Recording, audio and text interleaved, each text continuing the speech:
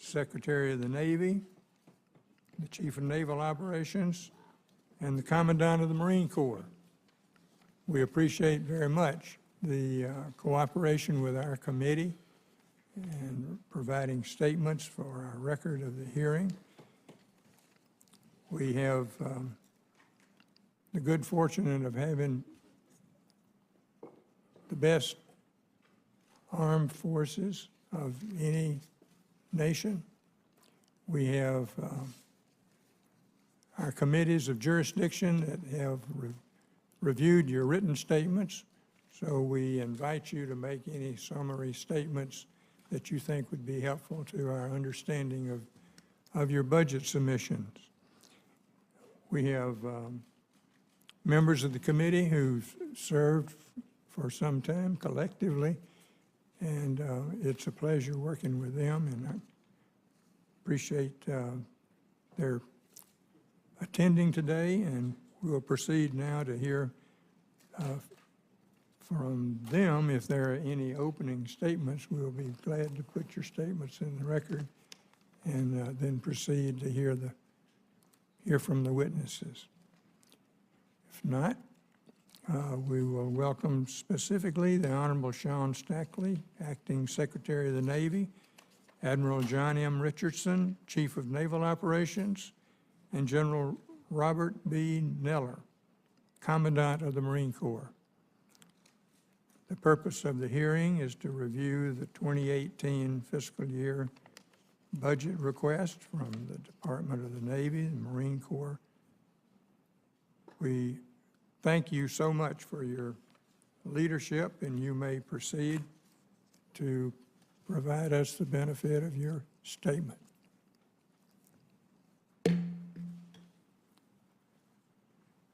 Mr. Chairman, distinguished members of the subcommittee, thank you for the opportunity to appear before you today with the CNO and the Commandant to testify on the Department of the Navy's 2018 budget request. We're extremely grateful for your subcommittee's particular continued strong support for our Navy and Marine Corps, and we look forward to working with you on this year's budget request. As the nation's forward global force, your Navy and Marine Corps stand ready to respond to crisis every hour, every day around the world. From the northern Atlantic to the Mediterranean, from the Straits of Hormuz to the Straits of Malacca and the vast expanses of the Pacific. And on the ground in 37 countries around the world today, 110,000 sailors and Marines and more than 1/3 of our fleet are deployed, conducting combat operations, international exercises, maintaining maritime security, providing strategic deterrence, and standing by to respond to humanitarian crises or natural disasters. The value of our forward presence and our ability to conduct prompt sea-based operations is the surest deterrent to conflict and the surest guarantor of our national interests. But maintaining the scale of these operations relies upon our ability to maintain a high state of readiness. We've been increasingly challenged to do so, however, by the growing imbalance between the size of the force, the operational demand placed on the force, and the funding available to operate and sustain the force. Years of combat and high operational tempo have accelerated the aging of ships and aircraft, increased our maintenance requirements, drawn down munitions and supply parts, and impacted our training. Budget constraints, budget uncertainty, and continuing resolutions have exacerbated these issues, with the net impact being a decline in overall material condition of our ships and aircraft. Accordingly, our priority in this budget request is to fully fund maintenance, spares, training, and munitions, and to increase steaming days and flying hours. It's critical, however, that we make these course corrections without turning to our modernization and procurement accounts as bill payers, for maintaining our readiness will ultimately rely upon growing the force to match the challenges ahead. So while building readiness is the priority in 2018, building the sized Navy and Marine Corps and the capacity that the nation needs will be the priority in the upcoming Defense Strategy Review. This year's budget request procures 8 ships: the aircraft carrier Enterprise, 2 Virginia-class submarines, 2 Arleigh Burke destroyers, 1 littoral combat ship, a fleet oiler, and a towing, salvage, and rescue. The budget request also includes advanced procurement critical to the Navy's top shipbuilding priority, the Columbia-class ballistic missile submarine program. And it's worth noting that Gerald R. Ford CVN 78 got underway today on acceptance trials and is on track to deliver this month. Lessons learned from Ford's design and construction are driving down costs for her first follow ship, the John F. Kennedy, today. The Virginia Submarine and Arleigh Burke destroyer programs continue their successful production runs, and we will be seeking your support to continue with the multi-year procurement strategies that have yielded substantial savings and provided critical stability to the industrial base. The Department particularly thanks you for your support in 2017 with the appropriation of the LPD 29. This added ship provides tremendous support to our amphibious lift requirements and the industrial base while providing an effective transition to the future amphibious ship LXR program for 2020. Now, in 2014, the Navy was directed to truncate the Littoral Combat Ship program at 28 LCSs and transition to the frigate.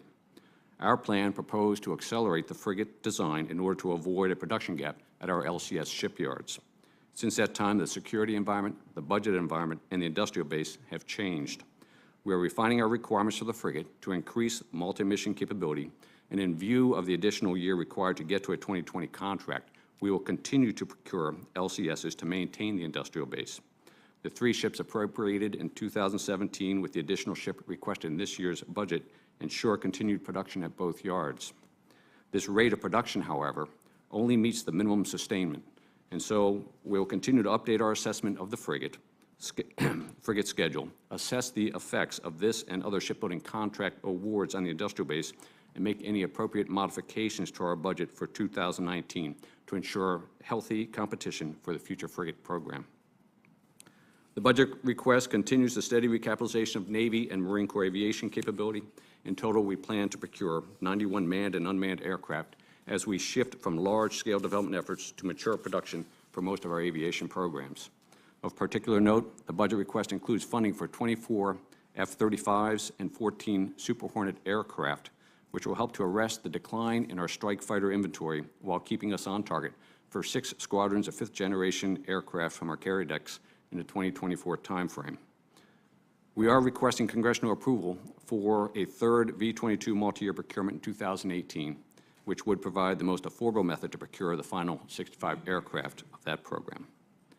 This budget supports an end strength of 185,000 Marines, the proper size for today's mission. The Marine Corps has invested in select ground capabilities to conduct distributed operations and address changes in the operational environment, including procurement of the amphibious combat vehicle, the replacement of about 1/3 of the legacy Humvee fleet with a joint light tactical vehicle, and survivability upgrades to the legacy amphibious assault vehicle. Now, the Department of the Navy cannot accomplish its mission, maintain readiness, or modernize without a strong and integrated industrial base. We've utilized contracting tools such as multi-years, economic order quantity buys, and capital expenditure incentives to provide a stable commitment to industry. We appreciate past congressional support for these efforts and look for your continued support in the future. No quantity of next-generation ships or aircraft, however, will bring victory without the skilled, dedicated, and talented sailors, Marines, and civilians who build, maintain, and operate our Navy and Marine Corps, and who provide our naval forces with our asymmetric advantage. Despite 16 years of combat operations, extended deployments, and reserve mobilizations, today's force is the most talented and highly performing in history. In return, it is our responsibility to provide the incentives to attract and the conditions to ensure that all who are qualified to serve in our Navy and Marine Corps can do so, while creating an environment that promotes dignity and respect for all. This remains a top priority for the Department. In conclusion, our priority in this year's President's budget request is to rebuild the readiness and lay the foundation for future growth in terms of numbers of ships and aircraft and advanced capability of the force. To support these objectives, we will need your continued support and look to break the cycle of continuing resolutions and in providing the increased outlined budget provided in detail by our President's budget request regarding the defense caps as imposed by the Budget Control Act. I want to thank this subcommittee for your enduring support to our sailors, Marines, and civilians and their families. I look forward to answering your questions.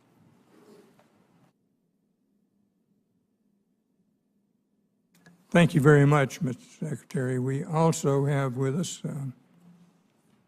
the Honorable Sean Stackley, the Acting Secretary of the Navy, Admiral John Richardson, Chief of Naval Operations. Welcome. You may proceed with your statement. Thank you, Mr. Chairman.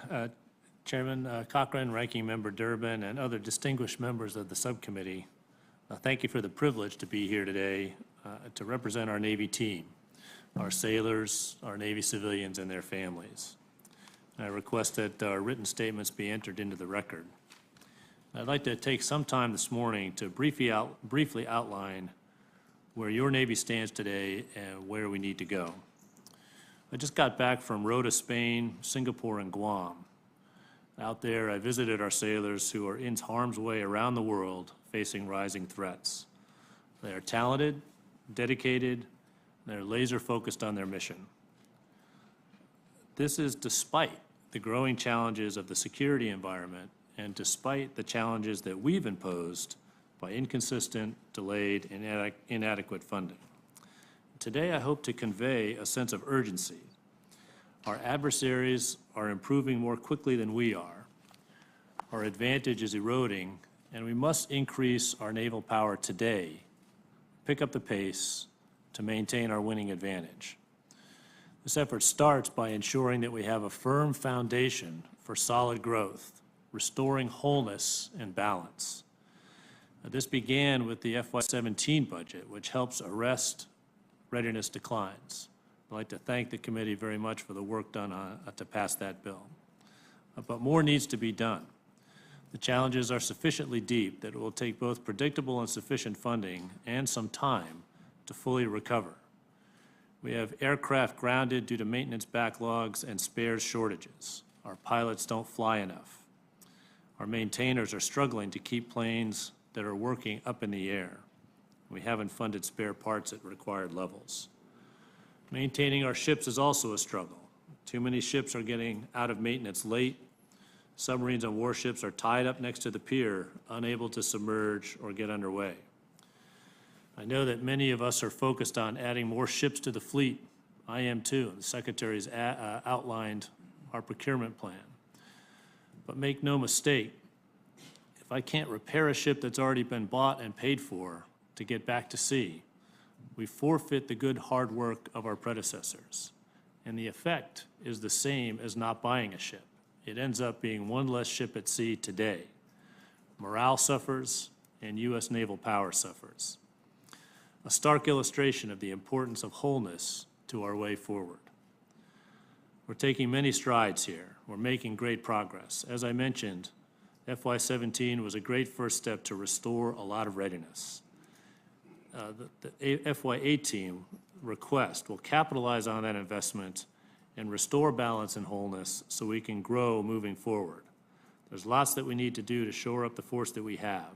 We need a firm foundation.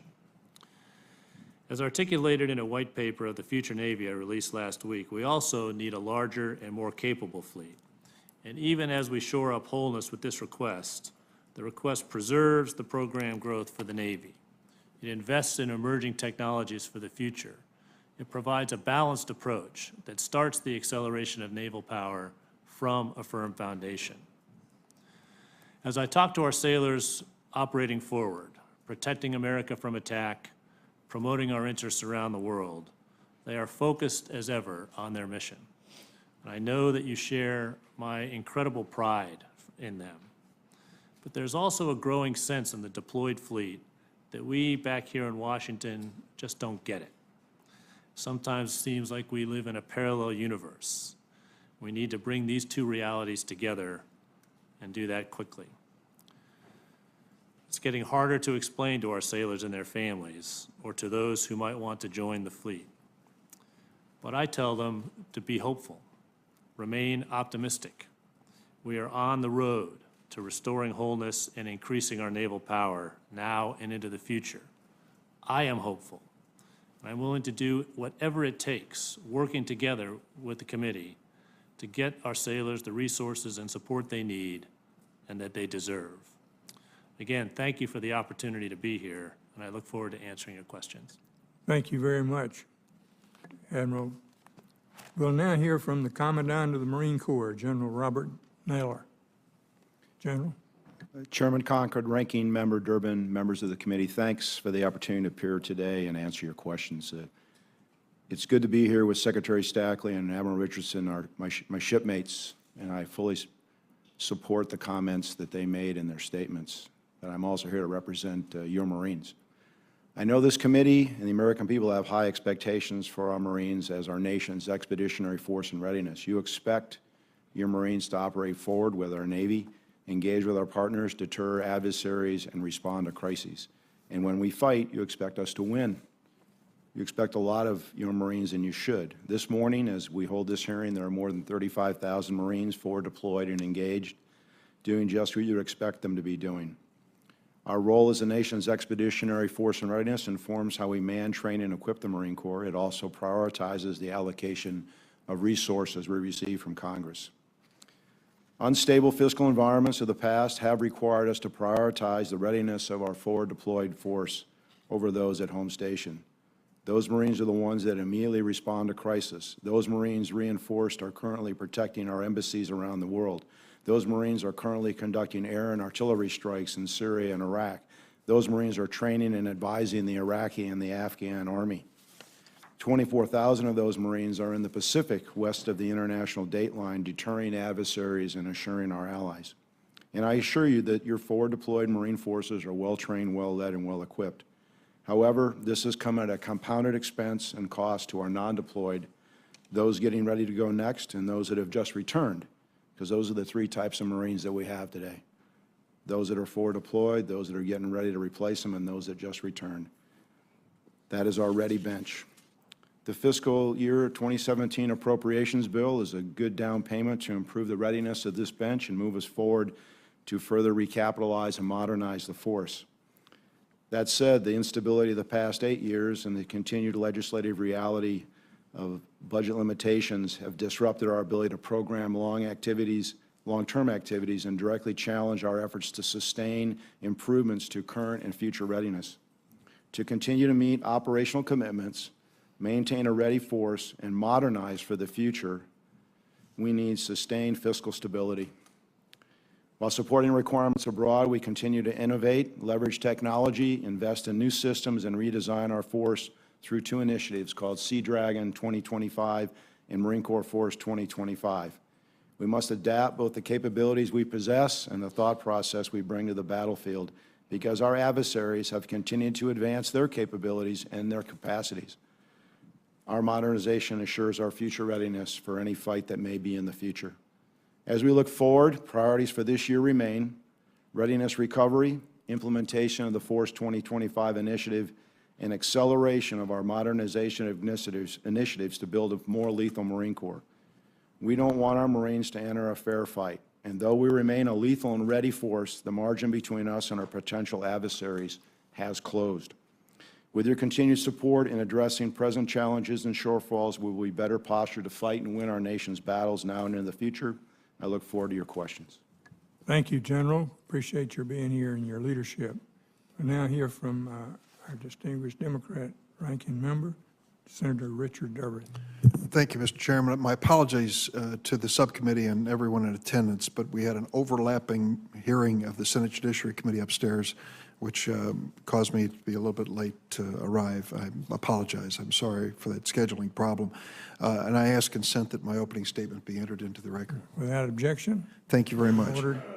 I'd like to note at the outset that the request of the Trump administration for the next fiscal year for the Department of Defense is $52 billion over the amount allocated by the Budget Control Act. As every senator here knows, that would require on its face for us to do an automatic across-the-board cut in your agencies, your services, as well as all other agencies of the Department of Defense to make up the $52 billion. So there's still no response from the administration about what to do about the Budget Control Act or sequestration. We saw this in the fiscal year 17 budget. We're seeing it again in the fiscal year 18 budget. This is not responsible. And the notion that we can take care of this problem on a periodic or annual basis with OCO funds really is no way to run the United States of America or our national defense.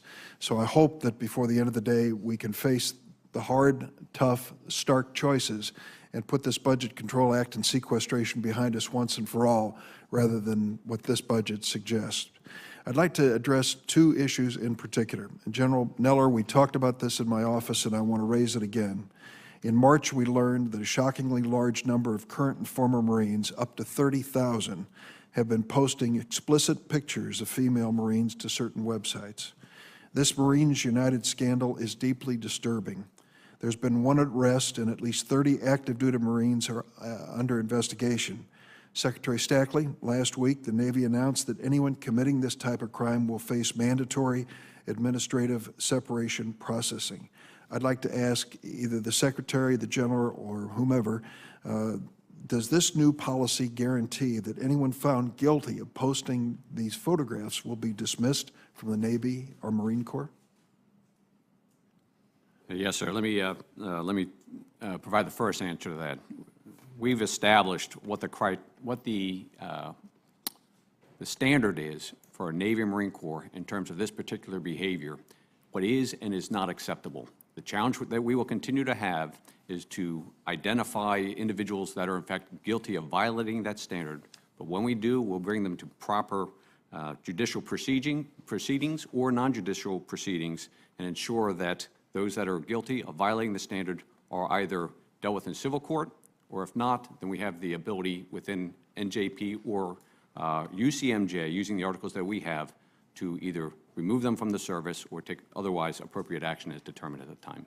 Do you know the identities of the 30,000 who were engaged in this? No, sir. In fact, the NCIS has been doing an exhaustive review of the websites, all available information through photographic evidence to try to determine the number of individuals that could be identified through the photographic evidence, tracing back through the web to try to identify the subjects that are guilty of posting these photographs, and of those, how many of those would be in active duty, any service. They're looking across the board in terms of services. It is a tough challenge. Out of the literally greater than 150,000 photographs that they've reviewed, the number of individuals that we can identify are in a small double digits, and then we are first going through trying to process those through civil court, and if not, then bring them back inside of UCMJ and NJP. General Neller, there are approximately 15,097 females in the active duty Marine Corps, or 8.2%. The average age of women serving is 24 years of age. I'd like you, if you would, to address a few issues. First, do you believe that there is an important role in the future of the Marine Corps for women to serve? And if so, what impact has this scandal had on the morale of those serving? And what is the Marine Corps going to do to try to entice future women as recruits to become part of the Marine Corps leadership? Well, Senator, first, yes, absolutely there's a role for women in our Marine Corps. And I think as we're on our program to try to increase the number of women in our Corps to 10% of the force.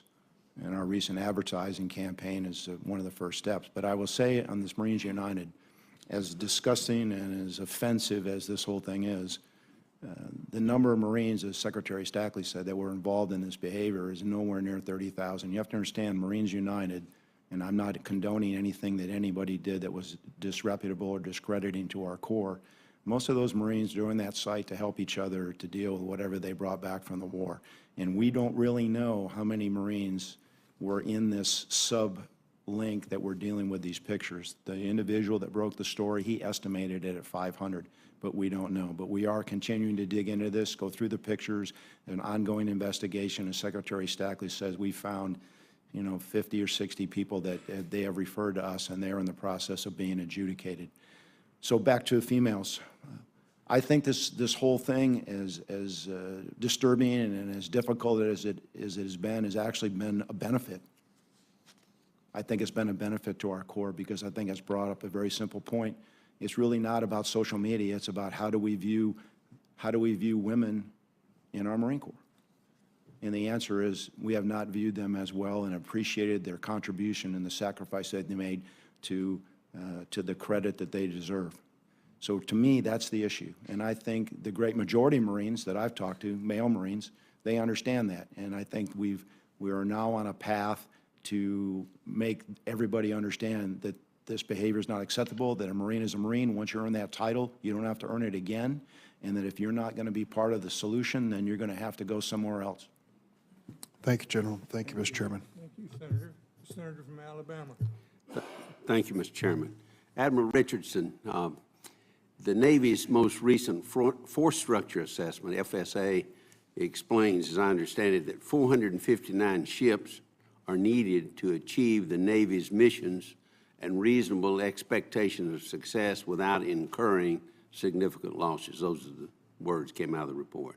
However, the final 2016 FSA concluded that 355 ships is an acceptable minimum force. Could you describe the importance here in a public setting, as much as you can, of meeting the minimum force levels in each of the major ship classes as outlined in the FSA? How important is this, not just to the Navy, but to our strategy and our ability to project force around the world if needed? Senator, thank you for the question. And we did have a force structure assessment that validated the need for 355 ships.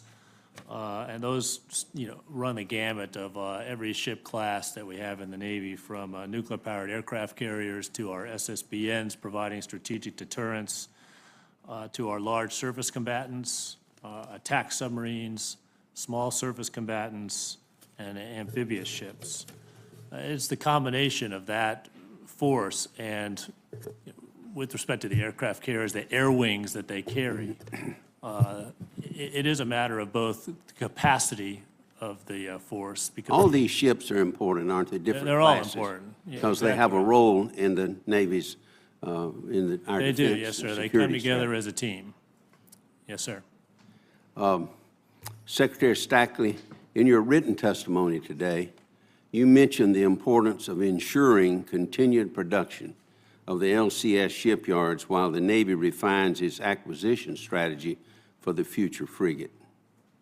Is it accurate to say that uncertainty or even a break in current production could add a significant cost and time delay to the delivery of the Navy's future frigate?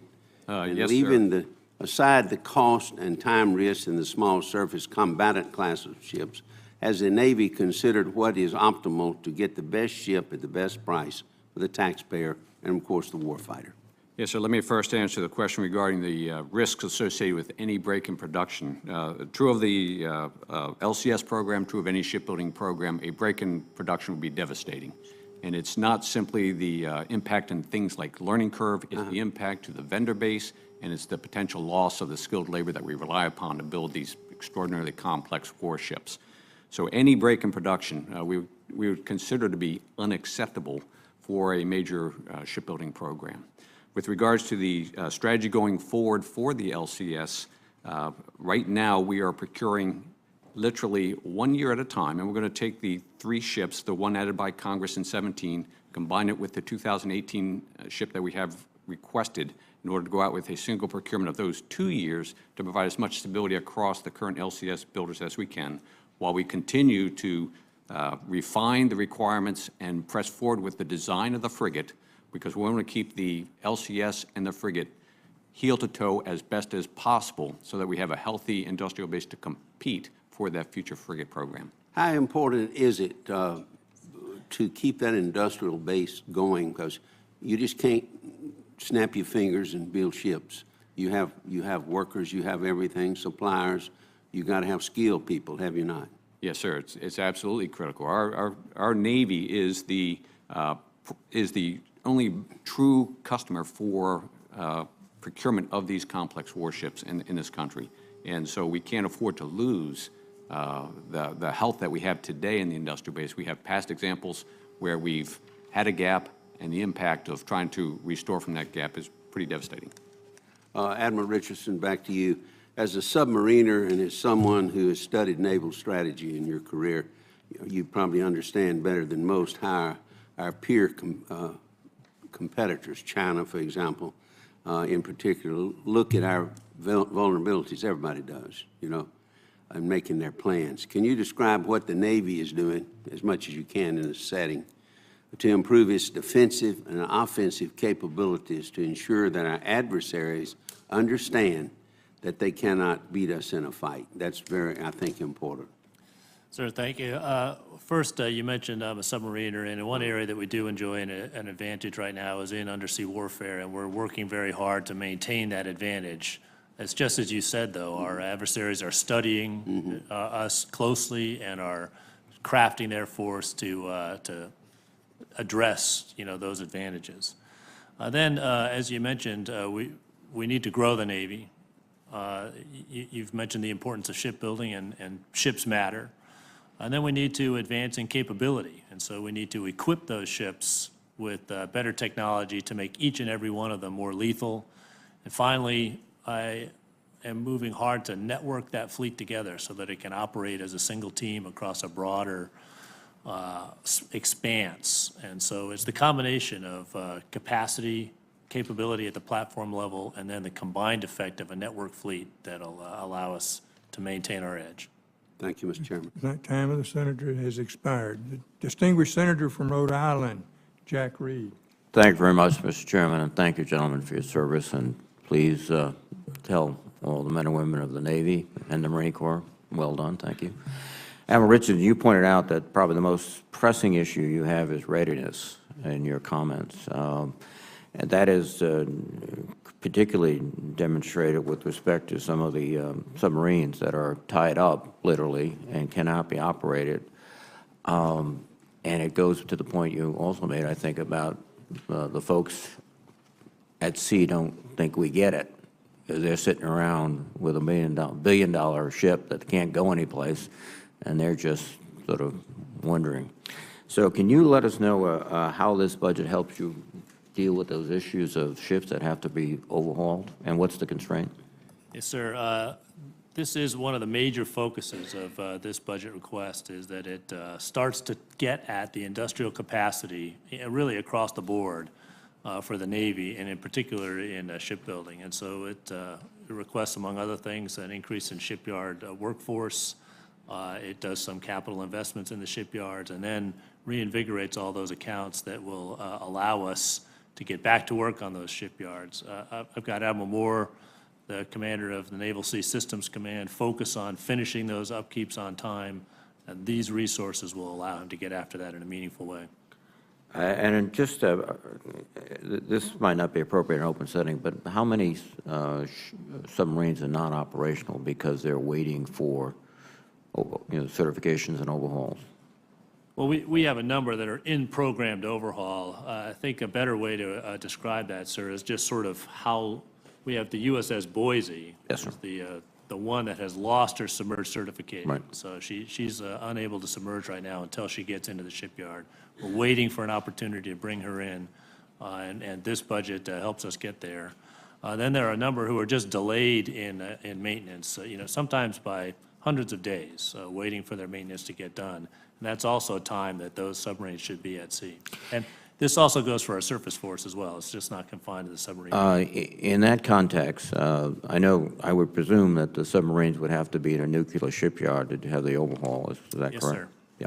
But some of our surf ships could be overhauled and repaired in commercial yards. And it goes to this industrial base issue.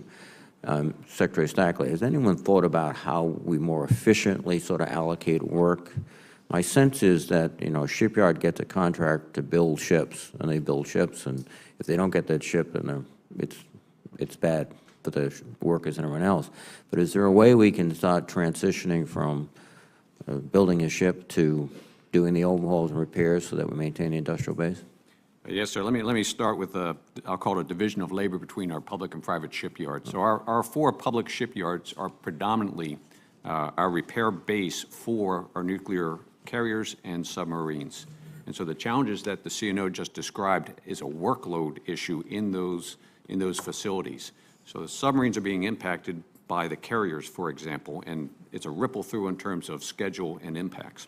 We have in the past, and we continue to look at it, used the private sector to augment our capacity in terms of repair and maintenance in the depot.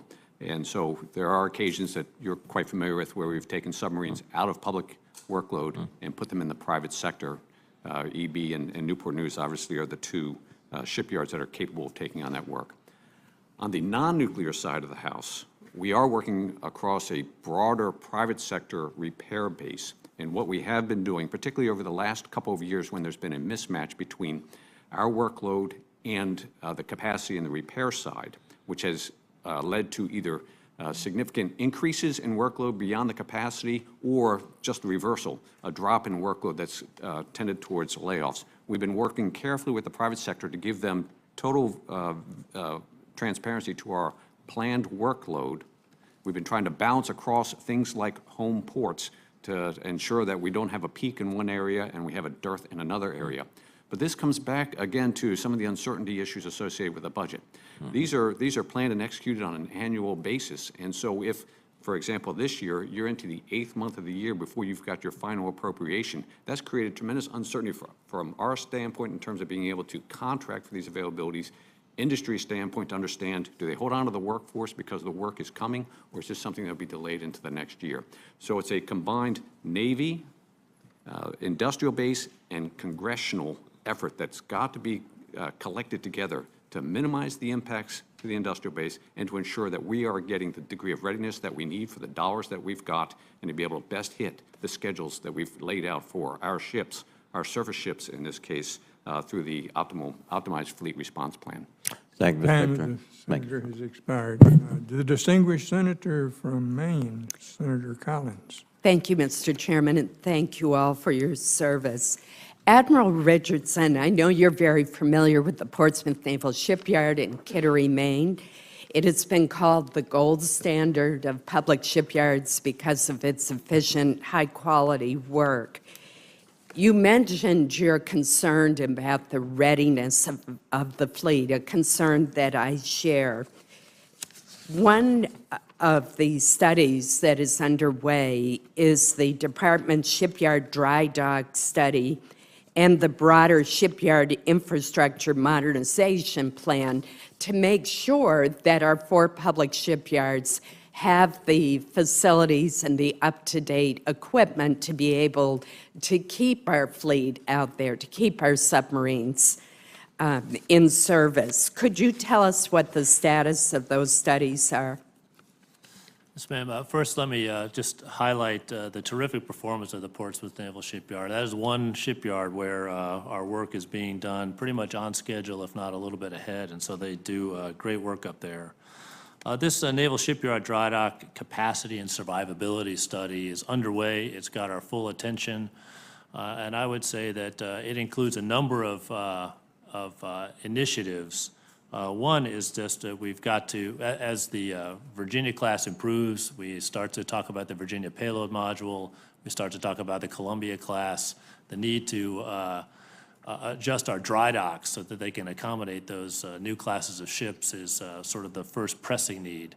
And then the study also addresses sort of larger capital improvements that may be possible, and I look forward to bringing that to the Congress to discuss how we can incorporate some of the modern ideas that go towards really improving the performance of any industrial shipyard. So in the private sector, as we mentioned, they've already done a lot of these capital expenditures to improve workflow, you know, from the arrival of material all the way through to its production. And so that study is underway, and I look forward to bringing it to you when complete. Thank you, Admiral. Mr. Secretary, as the senator from Alabama mentioned, the Navy's most recent fleet assessment sets a goal of 355 ships. That replaces the 308 ship force level goal that was released in March of 2015. If you read the Navy's study, there's a sense of urgency. It says we need a more powerful fleet in the 2020s, not the 2040s. It goes on to say the Navy must get to work now to build more ships. And yet, as I look at this budget, it appears to continue President Obama's 30-year shipbuilding plan and does not seem to reflect the latest assessment by the Navy, which has also been endorsed by the President, who's indicated his support for a 350-ship Navy. Did your budget request get cut by OMB? No, ma'am. Let me describe that clearly, as throughout this hearing, we've tried to emphasize the priority in this budget is to restore readiness for the force. the best way to increase, whether it's your ship count or your aircraft count, on deployment in theater where you need it, is to raise the readiness of the in-service fleet, and that's the priority in this budget. But we are also making clear that with the Defense Strategy Review that's ongoing now and will report out in time to support our 2019 budget request going through the building and to OMB, that a priority, one, we hold on to the readiness gains in 17 and 18, but we've got to build the force in terms of capacity and capability, as the CNO has emphasized, to ensure we're ready for the future fight. So while today we do in fact hold what we had in the prior budget request, we look forward in the 2019 budget to build on this foundation. There is one critical capability, though, that I don't want folks to lose sight of inside of the 5-year plan that we've laid out, and that is, in the past, we had anticipated dropping down our submarine construction, our attack submarine construction, during years of the Columbia program procurement.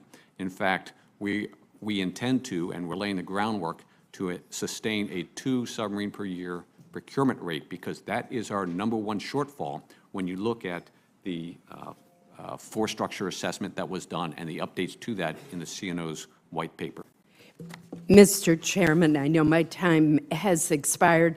I do want to put a statement in the record, with your permission, talking about language that we put into the omnibus regarding the remaining funding for the procurement of a 3rd DDG-51 for a swap ship, as it is called. We have a specific directive to the Navy to expeditiously award and complete this destroyer as a Flight 2A ship, which has both a stable design and a stable cost.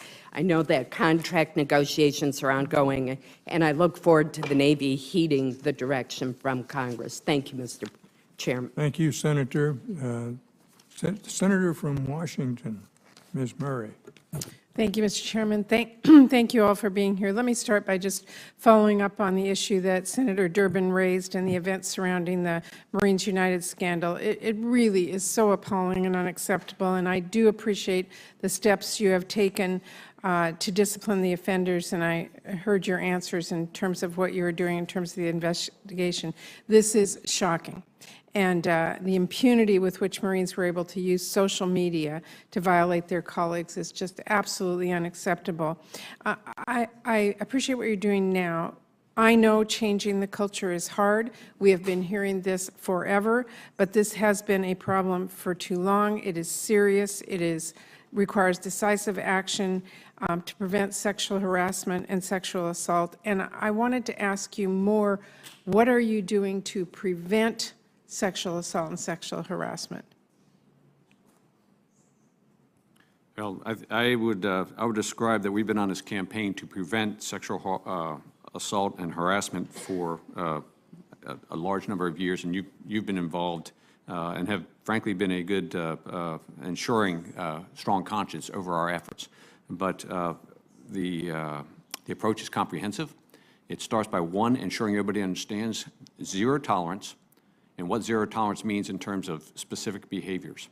And I'll allow the CNO and the Commandant to speak specifically, but every step along the way, from accession into the service and throughout their careers, it's not just a matter of here's the standard, but it's also ensuring that people understand their degree of accountability for the standard, and it's the oversight effort, not just by the chain of command, but also by fellow members in uniform to ensure that those standards are upheld.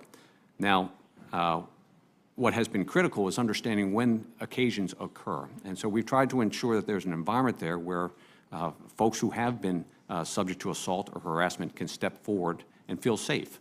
And so we try to create a safe haven for reporting those instances so that we can deal with, one, take care of the individual that was assaulted, and two, track down the subject, the perpetrator that committed the assault, and then three, hold them accountable in accordance with our zero tolerance and the standards that we've set forth.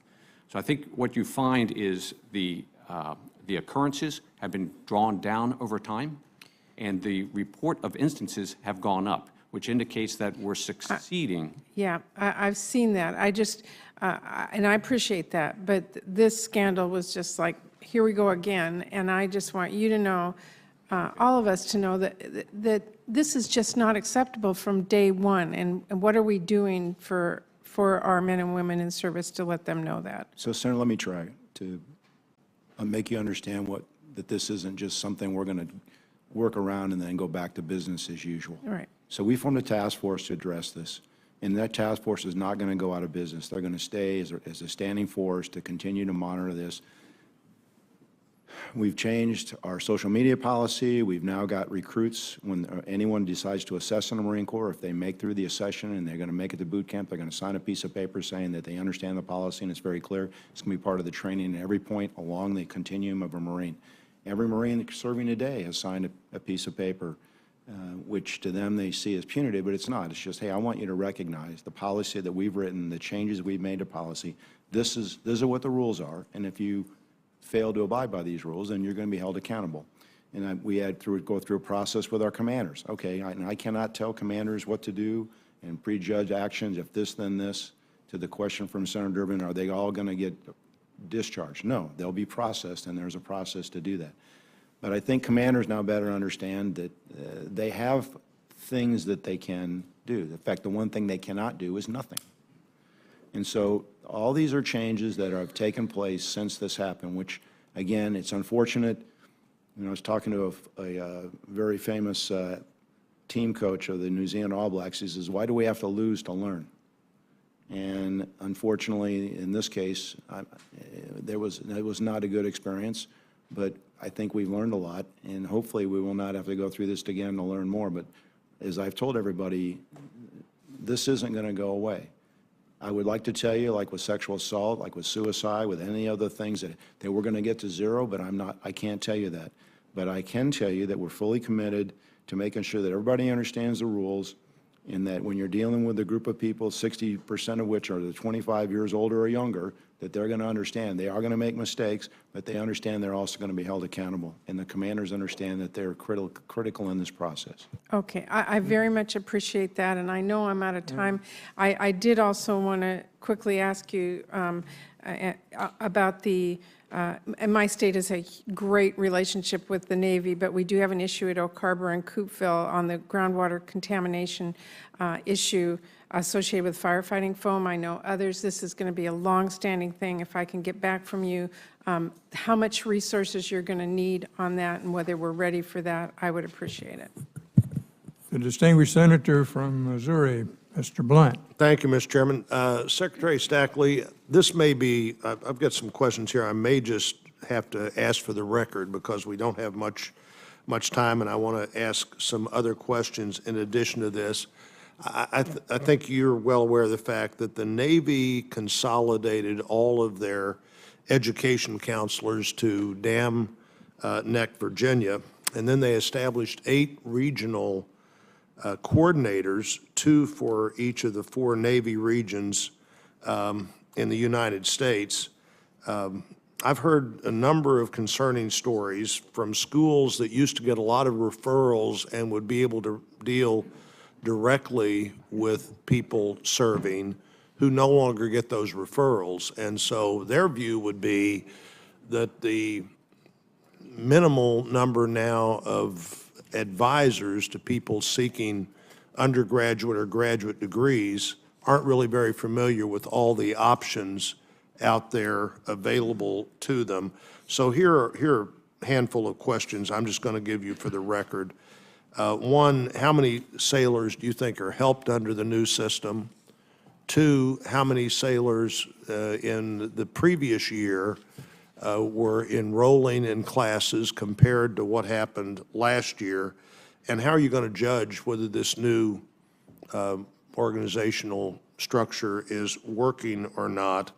And then I guess the 4th question, I'm going to leave the 5th one, I may submit that in writing. The 4th one would be, are you giving considerations to shutting down the base education centers that are currently open?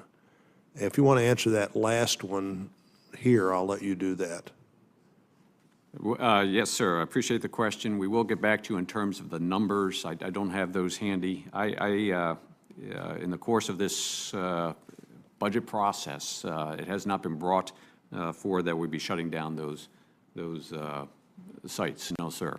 I will emphasize that, one, we rely on great technical skills of our sailors and Marines. The weapon systems that we put to war require that we have extraordinarily intelligent, talented individuals, and we're blessed with that. So our education programs and access and referral, we have to ensure that they're healthy and that they thrive, and we have not just a track, but then we also can further the educational opportunities. So this is important to us.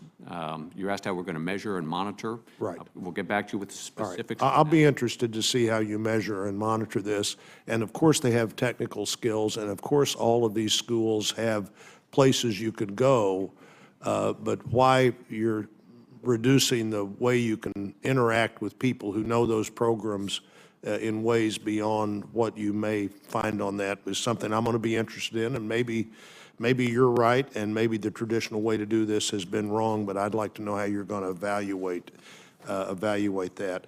Admiral Richardson, I noted in the budget, of course, Senator Durbin and I are both always interested in the Super Hornets. The good news is the Navy is too. I noticed that you included 16 more and an additional 66 aircraft like that of the FA-18s. This subcommittee has been very supportive of the request on these planes. I have two questions, really. One, do you anticipate another unfunded priority? I've noticed for a long time these planes have been the top line on the unfunded priority list, and mentioned that to General Mattis, that if you really want these planes, we'd like to see them on the funded priority list rather than have to go to that list. And then can you talk about the role that plane as well as the Growler maybe plays in your air package? Yes, sir, absolutely. A critical part of our fleet is our Hornet fleet, both the Super Hornets that you described and the Growlers. And there, as you pointed out, there are a number on the funded priority list, and the unfunded priority list is headed your way shortly as well. So we remain committed to that. We remain committed to extending the life of the current Super Hornet fleet, and we also, as part of that, will be procuring more Hornets. This goes directly to the readiness of the force, the ability to get these aircraft up and forward deployed. With respect to the Growler, absolutely fundamental to the new way of warfare right now. The electromagnetic part of warfare right now, the Growlers are in tremendous demand. I wouldn't be surprised if that even grows further as electromagnetic warfare becomes more and more a fundamental part of the way we do business. Thank you, Mr. Chairman. Time of the senators expired. The distinguished senator from Hawaii. Thank you, Mr. Chairman. General Neller, I want to ask you about our progress with the Defense Policy Review Initiative. I know Secretary Mattis has reaffirmed our realignment plans during his visit to Japan in February, and I also fully support our agreement with the Japanese government. But I want to ask you about how this impacts your progress in planning. I worry that there are aspects of the current plan that are going to fall short, particularly when it comes to Guam. We know that sending Marines to Guam deepens our reliance on lift to move them around the region, and that's lift that we do not have. And it's possible that because of ongoing issues at CNMI, that Marines won't have access to a necessary training range to support large unit level training that they need to maintain readiness. And I'll just read quickly from a letter I received from Secretary Mattis in response to a series of questions that I asked him. We are challenged to provide adequate lift support, both maritime and air, to our distributed forces. We acknowledge the need to improve strategic lift capabilities, and we'll continue to explore options to mitigate the shortfalls. On the question of training facilities, something even more alarming, because he recognizes the lift challenges and exploring options. But when it comes to training ranges on Guam, the completion of CJMT is not tied directly to the relocation of the Marine Corps units to Guam. So what that means is that we recognize that there's a military level problem, but we sort of continue apace for good reason, because of our longstanding relationship with Japan and a commitment that our country made to the country of Japan, but I wonder if you might flesh out the problem of lift and the problem of training areas as it manifests itself. We're no longer in the theoretical realm. You are now spending money on Guam. You are now in the process of relocating at least some Marines from Okinawa. So how do we maintain our commitment to Japan, but still do this in a smart way? General Neller. Well, Senator, that's a real complicated question, but let me give it a shot. So we are currently on plan for the Japanese government to build the Futama replacement facility in the northern part of Okinawa, and we're still on plan to have Marines go to Guam. The situation strategically, operationally, as we've seen in the news recently, has changed. The capabilities of adversaries have changed the dynamic there. So bottom line is, somebody's going to go to Guam. Marines are going to go to Guam. We're going to reduce the number on Okinawa because that's a political imperative, and we've made that agreement with the Japanese government. But the Marine Corps has always said that wherever we go, we have to be able to train and maintain the readiness of the force that's there. There are still some environmental issues, not just on Guam, but on Tinian and other islands that have not been adjudicated yet. We should know later on this year. And some of the money we are spending is just basic infrastructure, because we do know that there are going to be forces on Guam because we have to reposition the force to meet the political imperative. That said, I think Pacific Commander Admiral Harris has looked at different options for where they might at least temporarily base aircraft because of the threat and the evolving threat. And so the discussions that we have had with the Secretary and the Joint Staff, we're at the very beginning of taking a look at this. But for the time being, we're committed to the plan, but your concerns, share your concerns about being able to move the force, be operationally relevant, make sure the force is safe and is not at risk, and it also is able to train. What happens if CNMI doesn't work? For us, then that would be a problem, because the forces that right now are scheduled to go to Guam require that they be able to maintain at least a rudimentary level of maintenance, of readiness, training readiness. And I think that would cause us to have to go back and say, all right, we're going to fulfill our commitments to Japan. We want to get out of Futama. The Japanese want us out of Futama. We build the Futama replacement facility. There are other places that we could go to train. There are other options, and I think it would be appropriate at that time, if all that comes to pass, that we consider taking a look at those options. And you know this, General Neller, but just to point out that the Futama replacement facility is no slam dunk, because there are environmental and political and community issues on Okinawa. And so all of this remains complicated, and I'm not criticizing you for trying to manage this situation, but just to make sure that the Office of the Secretary and the State Department and the White House understand that this is a complex situation, and to the extent that we're implementing a plan that was developed over the last decade, we may need to be quicker in making adjustments to make this work for the Marine Corps and the Navy. Thank you. The time of the senator has expired. The distinguished senator from Montana, Mr. Dane. Thank you, Mr. Chairman, and gentlemen, thank you for your service to our country and for appearing before this committee today. The Navy Marine Corps team is one of our nation's most visible means of projecting power across the globe and promoting peace from a position of true strength. In fact, just last month when the USS Barry showed the world that America isn't bluffing when it draws a red line. Further to the east, the arrival of the second carrier group in the vicinity of the Korean Peninsula was not lost on our adversaries or our allies as well. I'm the son of a Marine rifleman. It's been my observation that today's Marines are cut from the same cloth as the Yellow Legs who landed at Incheon, held the Pusan perimeter, and pushed the North Korean People's Army all the way to the Chosin Reservoir. I dare say this has been the observation of the North Korean leadership as well. But today, the readiness of our equipment reflects 16 years of sustained operations abroad, as you pointed out in your testimony.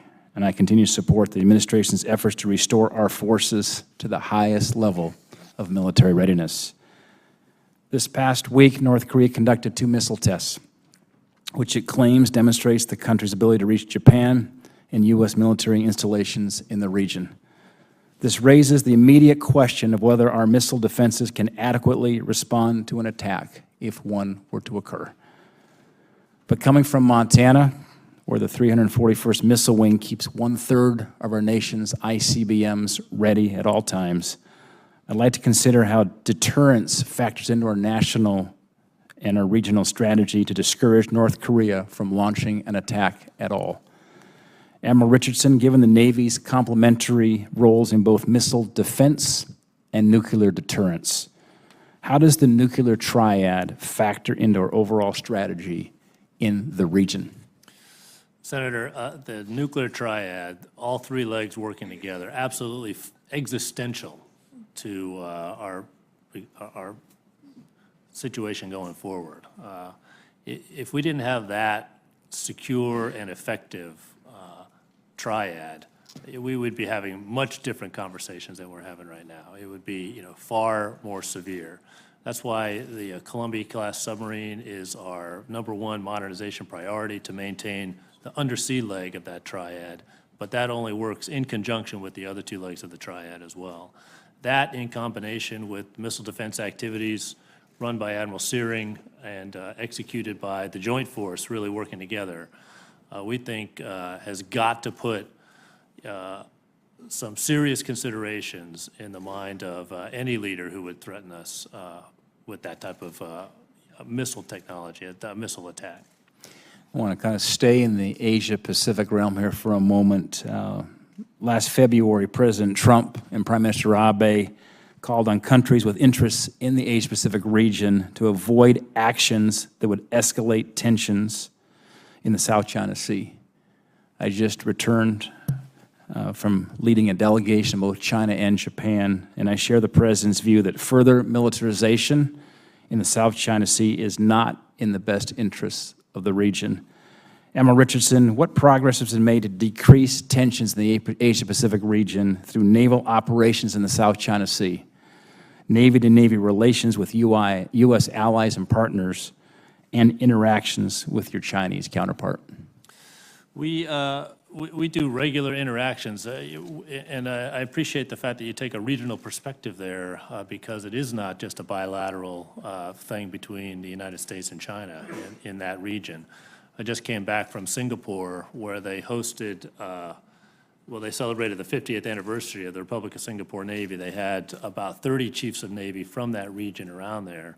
And when you bring that group together, particularly the chiefs of Navy in that region, they are talking about the importance of a rules-based structure down there that allows prosperity and trade for everybody in the region to occur on a level playing field. And that to the degree that militaries are involved, it's really to support and advocate for that rules-based structure that allows trade and prosperity. And so, when you talk, this is the Convention of the Law of the Sea and all of those sorts of structures that allow us to do that. The United States Navy, the United States is a Pacific nation as well. We've been present there in the South China Sea, I would say in a non-provocative way for decades, and we're going to continue to be there as well to protect our interests and the regions of our interests of our partners and allies there. Thanks, Admiral. Time of the senator has expired.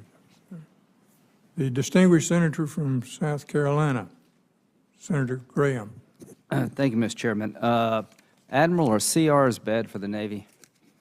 Yes, sir. Marine Corps? Yes, sir, they are. As of April 20th, 2016, is it accurate that of the 276 F-18 Hornets, only 87 were flyable, 31%? Sir, that sounds about right. The exact numbers go day by day, but Yeah, the numbers go day by day. Okay. We're seeing slight improvements, but we're Well, not this where we want to budget's be. trying to address that, right? it is, yes, It sir. is. Okay, Marine Corps, the CH-53E Super Stallion, 28.5% were ready for operations on April 20th, 2016. Does that sound right? Somewhere in there, it's improving. We've got a reset, but the 53 is an old airplane and Okay. needs to be February the replaced. 7th, 2016, 53% of all naval aircraft could not fly before the Omni passed. Is that true, Admiral? Yes, sir. 62% of the F-18s were out of service. That's about right. Yes, sir. Who did this? Well, it's a combination of Would you say the Congress did this? It was a I team mean, effort. we shot down more planes than anybody else because of our budget, because of sequestration and CRs. Is that a fair criticism of the Congress? CRs and sequestration have not helped maintain our readiness. Well, I would say that we're responsible for this, not y'all. Does sequestration kick back in this year under the Budget Control Act? Does it? It does. Secretary of Navy? Yes, it does. What would that mean to the Navy and the Marine Corps? Across the board, we would be going backwards in terms of the readiness that we're trying to restore in the 17 and the 18 budgets. And so ships and aircraft that are operating today, ships would be tied up to the pier. Do you see a pathway forward for this budget submitted by the President to pass? I don't, so that's probably a question for me. I don't. So if this budget doesn't pass, what are we going to do? What are you going to tell the Navy and Marine Corps about sequestration if it kicks back in? What are you going to tell the Marines, General? I'm going to tell them that the force is forward deployed, is we're going to be as ready as we can make them, and it'll be much harder back at home, and we're probably not going to be able to do the training and maintain the gear that we need to maintain, and our modernization will be delayed. You think morale will go down when they hear that? I do. What about the Navy? It's the same, sir. They're out there. Do you see trying a to do plan the to job. fix this? I mean, I don't. I'm in Congress. I don't see one. What are we going to do about the fact that the law of the land is sequestration? The budget proposed by the President doesn't have a snowball's chance in hell of passing. I think it's incumbent upon us to help you better than we're doing. Let's buy back sequestration. Let's have a super committee too. But what's unacceptable to me is for the Congress to create this problem year in and year out with CRs, throw sequestration on top of it, give you temporary relief, and here we are in FY18 when the threats to the country are greater. Do you agree they're greater in FY18 than they were in FY10? Yes, sir. Do you agree with that from the Marines' point of view? I do. It's not getting any better, sir. So we're appropriators. There seems to be, I think we all owe it. I'm a little preachy here, but that's okay. It's my time. I think we all owe it to these men and women to give them a little better certainty in what's going to happen in their lives, to improve the equipment, not retrograde it, to modernize the force, not keep it up with duct tape. So, Mr. Chairman and the ranking member, right now in May, there is no plan to fix sequestration. There's not a bipartisan effort, there's not a sole party effort to relieve the suffering that we have created for the men and women who serve from insane budget cuts at a time of great threat. Soft power. Admiral Richardson, General Mattis, when he's a four-star Marine general, said famously, if you cut the State Department's budget, you better buy me ammo, more ammo. Do you agree with that from a Navy perspective? Sir, it is a full national team effort. There's a balance. Do you believe that soft power is instrumental in winning the war on terrorism? There's a role for soft power. General, what do you say? Absolutely. Do you realize that the State Department's budget is cut by 29%? Do you see a situation in the world that is so much better that you could justify a 29% cut in soft power from a military perspective, Admiral? Sir, soft power is power. We don't want to be. The threats are greater. What about you, General? We're only going to get them with a military capability to a certain point. There's got to be a political solution, and that's where the State Department comes in. Thank you all. The time of the senator is expired. The senator, distinguished senator from Alaska, Ms. Murkowski.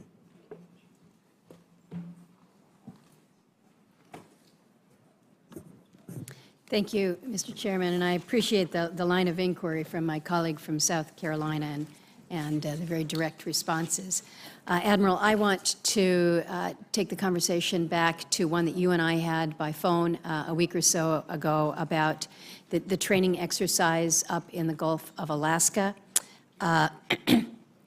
As we discussed, there was community concern about the timing of that exercise coming in early May, just as fishing season is coming on, as well as the proximity to those high-value fish openings. The community officials emphasized to me quite clearly that they are very pro-military, but that they felt that the Navy wasn't hearing perhaps some of their concerns. I do appreciate that there is consideration being given to my request and theirs that, that these future exercises be moved to the fall. There are also some in the communities that remain skeptical about whether the Navy is using the best science in evaluating fisheries impacts. So I would like you to just place on the record here this morning your view of whether or not the Navy requires a social contract with the local communities to conduct exercises in the waters that provide their livelihoods, where you think the Navy is going with respect to Northern Edge, and what the Navy plans to do with respect to future community engagement.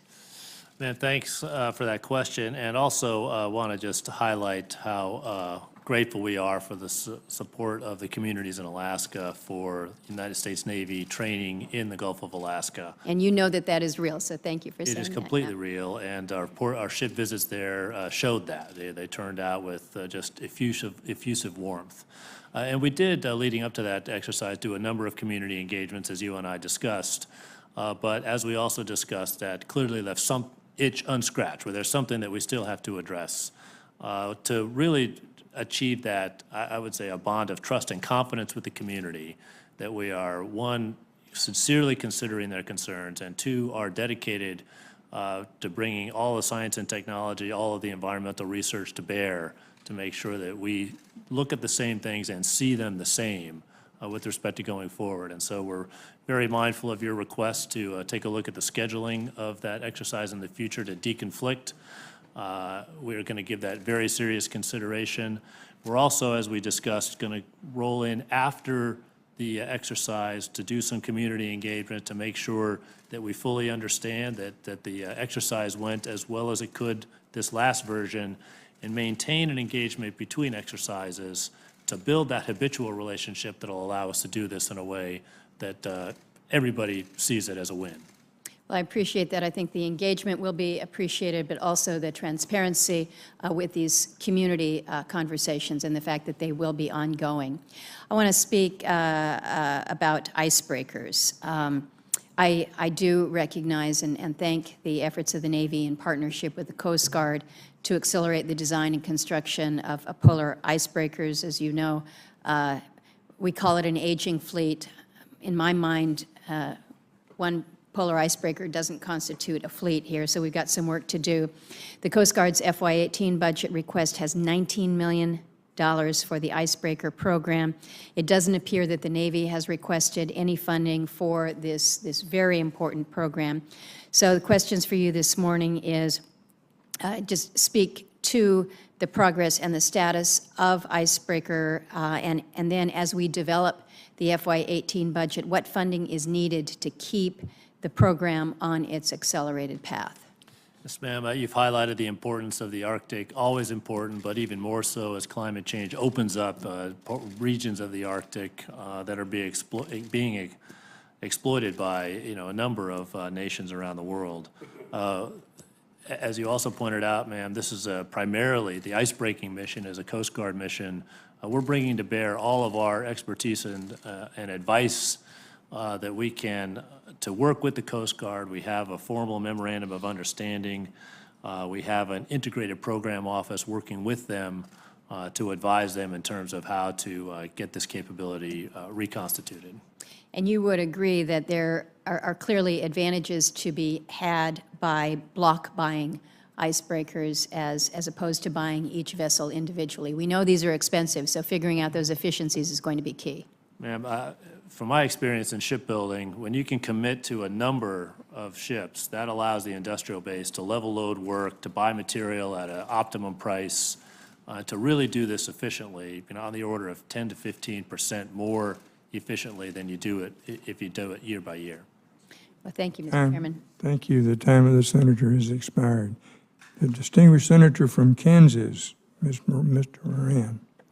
Mr. Chairman, thank you very much. Gentlemen, thank you for joining us. First of all, Chief, thank you very much for the conversation you and I had with a young man in Topeka, Kansas, when we were together at the Reagan Defense Forum.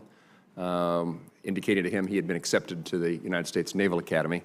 Thank you for participating in that call, and it highlights for me this issue of readiness as there are young Kansans, young Americans who are entering a career in our services. The responsibilities that we have, as outlined by Senator Graham, responsibilities that you have are tremendous to make certain that they have the necessary equipment, training, and prepared for the missions that we ask them to pursue. Let me first begin with the Secretary. Mr. Secretary, the Navy recently grounded the T-45's training aircraft fleet. Can you bring us up to date on what's transpired since then and how the issue is being corrected? Yes, sir. I'll give you a quick update, and the CNO and Commandant might want to provide their perspective as well. The issues that brought that resulted in the operational pause, as we described it for the T-45, is associated with the environmental control system on the aircraft, and specifically a system called onboard oxygen generating system, that if you have contaminants in that system, it could lead to a condition called hypoxia, where the pilots would get disoriented. And so this is a low occurrence issue, but it is a #1 concern in terms of naval aviation safety. So with the T-45 fleet, the rate of occurrence of this issue started spiking in the February timeframe. And it went from, while the numbers were still relatively low, the trend was alarming. And so we grounded the aircraft while we brought our technical community to bear, we brought our medical community to bear, we brought industry to bear, we brought outside experts to bear to understand what are the causes and what do we need to do in terms of changing the design and configuration in the aircraft so we have absolute confidence in its safe operation, but also in terms of training the pilots when they're operating, putting certain restrictions in place that would reduce the likelihood of this occurrence while you're training, and then also to train and educate the instructors and the pilots on the condition, what we're dealing with, the changes that we're implementing. So right now we're getting back to the air in a very measured fashion so we can return to training at the high rate that we need to as we walk the paces in this remediation type of program. It is not going to be a quick and immediate fix. So what we need to do is control the conditions so that we are at the same time limiting, reducing any safety impacts or any risks to our pilots, not just T-45s, but frankly, also in service with the F-18s. And Mr. Secretary, before you defer to the Admiral, if they'd like to respond in writing, I'd appreciate it, because I want to ask a second question. I want to raise something that it's so important on readiness, and I think the Navy in particular is missing an opportunity that we want to raise with you. This subcommittee has provided additional funding in recent years dedicated to maintaining naval air fleet readiness, in particular partnering with universities that have the capacity to fulfill immediate readiness demands and to do the work at a fraction of the cost. Admiral and General, what concerns me is that this will happen yet again, and by that I mean the Navy has not invested in the opportunity to partner with universities in solving its readiness problems. The Navy will, quote, correct its limitations by, I quote, correct its limitations by investing taxpayer dollars, wasting precious time when you already have the capacity, the capabilities at your disposal. Universities that have engineers, physical space, innovative tools, and abundance of materials to support your readiness and capacity problems. This has a home component, and I bring this up because they are so good at what they do, and yet they are not being utilized to the degree that they can. I brought this to your attention about Wichita State when we were together at the Reagan Defense Forum, and what I'm looking for is that you will utilize the funds that this subcommittee has appropriated for you in partnering with universities who have that capacity and to help deliver the services that the Navy needs sooner rather than later. Sir, as the Secretary pointed out, we're looking for anybody who's got an ability to help us get through this very vexing problem. And so you've got my commitment that we'll overturn every stone that we can to I would just say, Admiral, I'm not sure that's happened to date, and I would encourage you to personally take a look, and we'd be glad to have a more lengthy discussion about the opportunities we see available to the Navy. I look forward to that, sir. Thank you, sir. Yes, sir. Senator Baldwin. Thank you, Mr. Chairman. Secretary Stackley, when you and I last spoke, we were discussing the Navy's transition from the LCS to the frigate, and you noted the importance of avoiding a production gap and layoffs at the littoral combat shipyards during this transition. And you've also testified to the importance of preserving shipbuilding jobs, noting that a failure to do so will ultimately harm the American taxpayer, the U.S. Navy, in the form of increased costs, extreme delays, and decreased quality. Talking about the Littoral Combat Ship Program in December at a hearing, you stated, and I quote, "If production drops to an unsustainable level, then those facilities are going to ultimately shutter," end quote.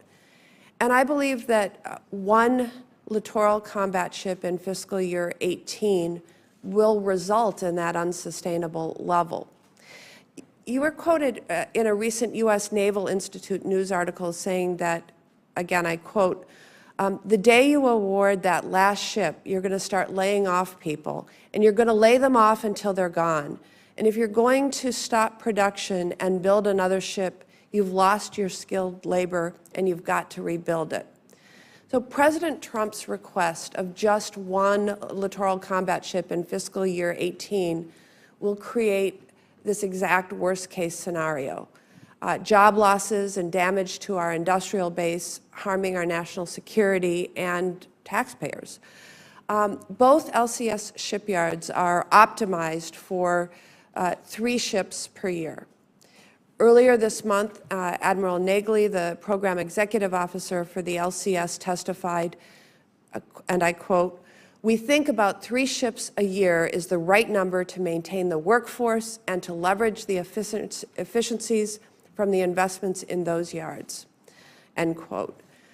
So just one LCS in fiscal year 18 could result in 800 job losses at Marinette Marine in my home state of Wisconsin, nearly 2,000 jobs across the state, devastating the yard's ability to compete for the frigate.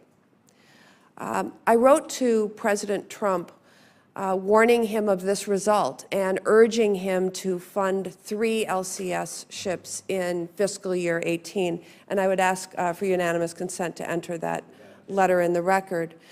So I'd like to express my strong objection to President Trump's decision to cut the LCS program and put Wisconsin shipbuilding and its skilled workers and their families at great risk. But my questions for you, Secretary Stackley, are, number one, what do you mean when you say in your testimony that one LCS ship in fiscal year 18 will, quote, ensure continued production at both shipyards?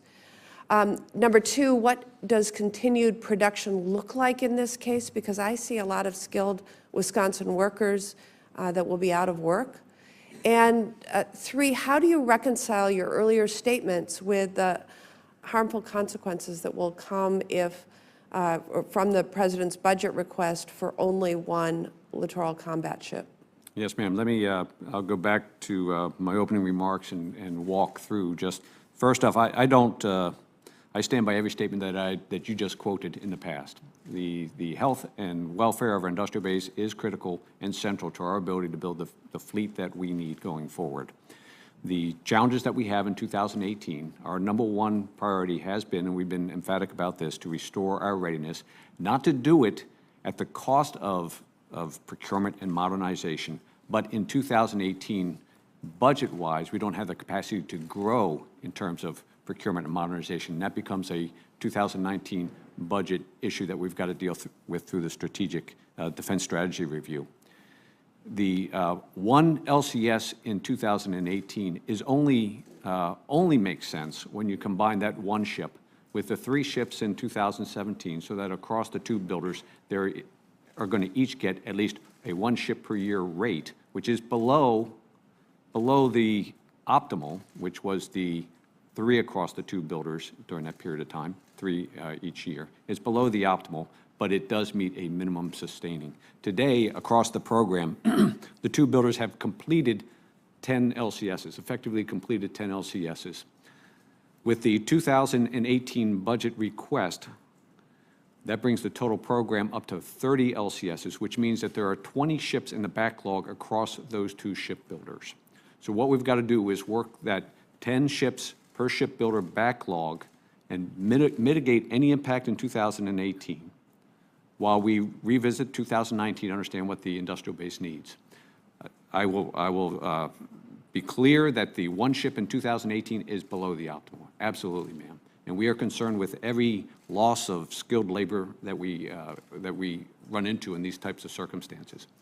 But we have to balance that against the other priorities in the budget associated with restoring our readiness. So we were not able to grow the capacity in 2018.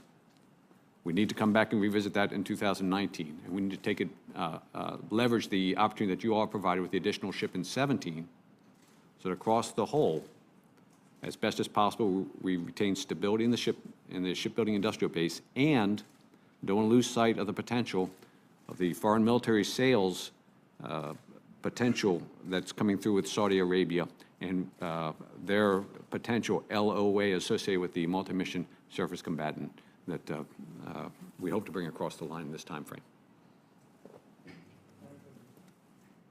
The time of the senator has expired. The distinguished senator from Kansas, Mr. Moran. Mr. Chairman, thank you for allowing me a second round. I wanted to go to General Neller. General Neller, I want to follow up on the conversation that I and the Admiral had. I want to talk about FA-18s. The budget requests $3.4 billion for maintenance to ready the force and funding readiness accounts to the maximum. General Neller, you said in February, and I quote, "None of this is going to happen overnight, even if you had the funding to increase the acquisition of airplanes, or even if you had the money to increase the throughput through fleet readiness centers." I again want to highlight an opportunity that the Marines and Navy have. Wichita State University, they have the largest university-affiliated structural testing facility in the world, and the only internationally recognized resource for material certification, which allows faster material development and qualifications for the military. And so, General, I want to hear from you your understanding of that, the availability of universities to be of assistance to the Marine Corps. Your readiness circumstances may be more dire than even the Navy, and how do I make certain that I have the Marine Corps' attention in this opportunity that exists? Senator, I've talked to your fellow Senator, Senator Roberts, about Wichita State, so I'm aware of the aviation facility or capabilities in a rudimentary level. What they can or cannot do to help us do in-service repair or help us with fixing airplanes, I don't know, but based on what you've told me today, I give you my word that we'll go down and investigate that, and I'll send somebody down there to find out what's within the realm of the possible. Part of the problem that we have is, if I look at F-18s today, the greatest downer for legacy aircraft is their short supply. So I don't believe, unless Wichita State is a source of supply, that that's not going to be able to help me. But if there are issues with in-service repair, or they've got people that are qualified engineers that can look at a repair that needs to be made, or they can help with that repair, they'd have to get certified through NavAir, because we work through them, because they're the ones that certify people to do these repairs. Because there's three types of things on legacy aircraft. Either we can't fix it, or we don't have the artisan to fix it, we need a part to fix it, or there's something that we have to have a certified engineer to look at. And that may be where Wichita State might be able to help us with that. And so I was not aware, when I talked to Senator Roberts, we talked about it in a different context. I was not aware there was actually funding involved in this, but I assure you, sir, that now that you've made me aware of this, I will get some direct attention on this to better understand what the capability is. Thank you again. I think that is exactly the capabilities that are offered, and I think the funding that's been made available has not been utilized in that way. And I needed to get this to your attention and to the Admiral's attention, and I appreciate the opportunity to do so. Thank you, Mr. Chairman.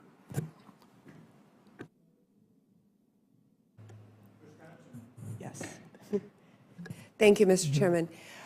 General Neller, can you please explain why the Marine Corps fiscal year 18 budget request includes funding for approximately half the total number of JLTVs that were planned as part of last year's request? And what the significance of the JLTV in the, or what is the significance of the JLTV in the Marine Corps' modernization strategy? And should we read anything into this reduction in the fiscal year 18 buy? Well, first, Senator, the JLTV and the acquisition objective is, right now, is 5,500. And I'd like to buy more because really we need to recapitalize the Humvees of various model type series that we have, Humvee A2s, the Up Armor Humvees, 11-14s. They're old, they need to be replaced. So my understanding is we're continuing to work and to go forward as fast as we can with the funding as far as, because it's critical for us to recapitalize this part of our ground vehicles. So I wouldn't read in anything to that. In the past, there were always trades in the budget. Some things have a higher priority, but the recapitalization of our ground vehicles has got my full attention, and I think we're trying to buy as many as we can with the resources we have available. And Secretary Stackley, since we last spoke, the Navy has changed its acquisition strategy for the frigate, delaying the first procurement to fiscal year 2020 and really expanding the requirement process. Can you explain the rationale for this change and what's the way ahead, particularly in terms of requirements? Let me start, and I'm going to hand off part of this to the CNO.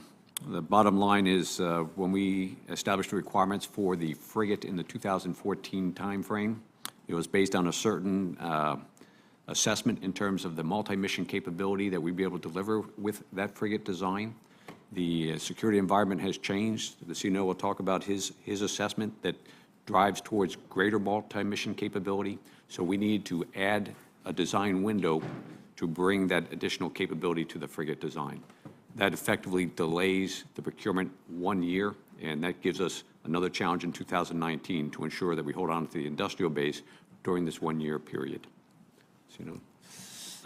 With respect to the requirements, ma'am, that's kind of our business, and I would say that three things, significant things have changed since we even approached the frigate requirements originally. One is the threat environment is moving very quickly, as I said in my opening remarks. Exponential is the word that describes the pace of change, and so we need to address that change in the threat as we redesign and recraft the requirements for this frigate.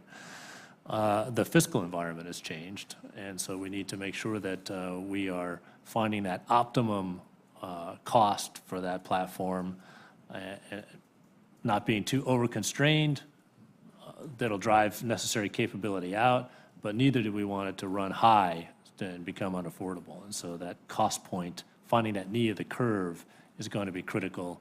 And finally, the way we operate is changing. The way the U.S. Navy operates in terms of networking into this frigate, into the larger fleet, executing distributed maritime operations, that has changed as well. And so the combination of those three things really necessitated that we go back to the drawing board and make sure we haven't missed an opportunity to put to sea a ship that will address today's threats and be modernizing into the future. Are there other questions of the panel? If not, let me thank you as a panel for your cooperation and assistance in this hearing. The subcommittee will reconvene on Wednesday, June 7, 2017, at 10:30 a.m. The purpose would be to receive testimony from the Department of the Army. Until then, the subcommittee will stand in recess.